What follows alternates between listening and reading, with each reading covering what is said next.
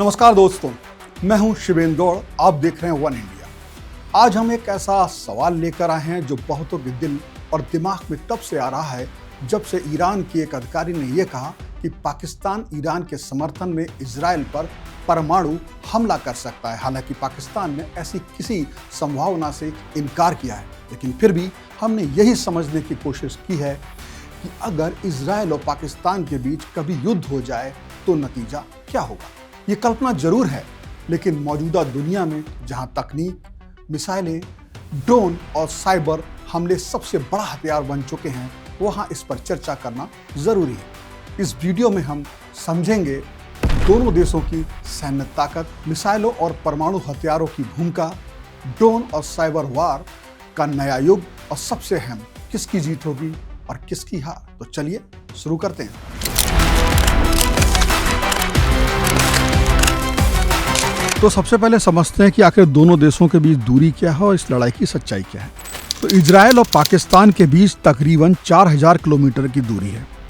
ये दोनों देशों की सेनाएं आमने सामने जमीन पर नहीं लड़ सकती। पर क्या आजकल जमीनी लड़ाई ही सब कुछ है? नहीं।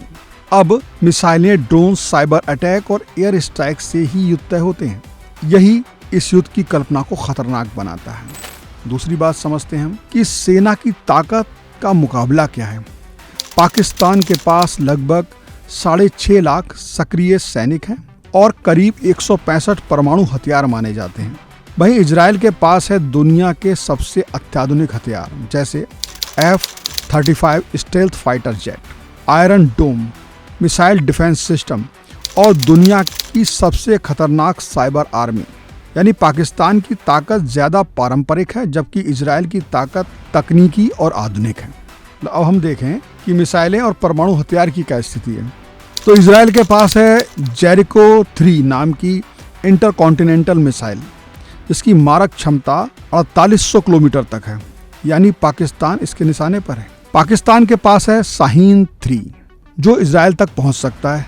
लेकिन अगर ये दोनों देश परमाणु हथियार इस्तेमाल करते हैं तो नतीजा होगा दोनों देशों की तबाही। शायद ये कोई भी नहीं चाहेगा और दुनिया के दूसरे देश इसे रोकने में पूरी ताकत लगा देंगे। लिहाजा इसकी संभावना बेहद कम है। लेकिन मिसाइलें ही सब कुछ नहीं है। असल समस्या ये है कि अगर कोई देश दूसरे पर मिसाइल या हवाई हमला करना चाहे तो उसका प्रक्षेप वक्र या फाइटर जेट दूसरे देशों के हवाई क्षेत्र से होकर गुजरता है। जैसा कि इजराइल को पाकिस्तान तक पहुंचने के लिए जॉर्डन, ईरान, अफगानिस्तान या सऊदी अरब के ऊपर से मिसाइल या फाइटर भेजने होंगे। लेकिन क्या ये देश अपनी जमीन या आसमान से इजराइल को हमला करने देंगे? बहुत कम संभावना है। इसी तरह पाकिस्तान भी इजराइल तक सीधी मिसाइल भेजे तो उसे ईरान, इराक और शायद सीरिया के हवाई क्षेत्र से गुजरना होगा। ये सारे देश इसे रोक सकते हैं या कूटनीतिक आपत्ति जता सकते हैं। यानी कि हम समझें, अगर जो मिसाइल वाला या हवाई हमला है वो होने की संभावना बेहद कम है। अब हम दूसरी चीज़ समझते हैं, साइबर और ड्रोन वार का नया युग क्या है। इसीलिए जब हवाई हमलों और मिसाइलों में भौगोलिक और राजनीतिक अड़चनें आती हैं, तब देश दूसरे रास्तों पर जाते हैं। साइबर हमले जिनमें किसी की मंजूरी की ज़रूरत नहीं होती, ड्रोन जो समुद्री या रूट बदलकर भेजे जा सकते हैं, गुप्त ऑपरेशन जैसे इजराइल पहले कर चुका है। यानी कि आज की जंग सिर्फ मिसाइल लॉन्च बटन से नहीं, server hacking, GPS jamming, drone squads से लड़ी जाती है। आज का युद्ध सिर्फ ताकत का नहीं, भू राजनीतिक रास्तों की इजाज़त का भी है, और यही इस युद्ध को जटिल बनाता है।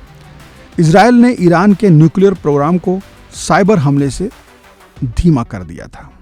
ड्रोन से टारगेटेड किलिंग, GPS जमा करना और पूरे शहर को ब्लैकआउट करना, ये अब नई जंग का तरीका है। पाकिस्तान की साइबर सुरक्षा कमज़ोर मानी जाती है। ऐसे में अगर साइबर वार हुआ तो पाकिस्तान को भारी नुकसान उठाना पड़ सकता है। एक कल्पना हम ये करते हैं कि इस पर अंतर्राष्ट्रीय प्रतिक्रिया क्या होगी।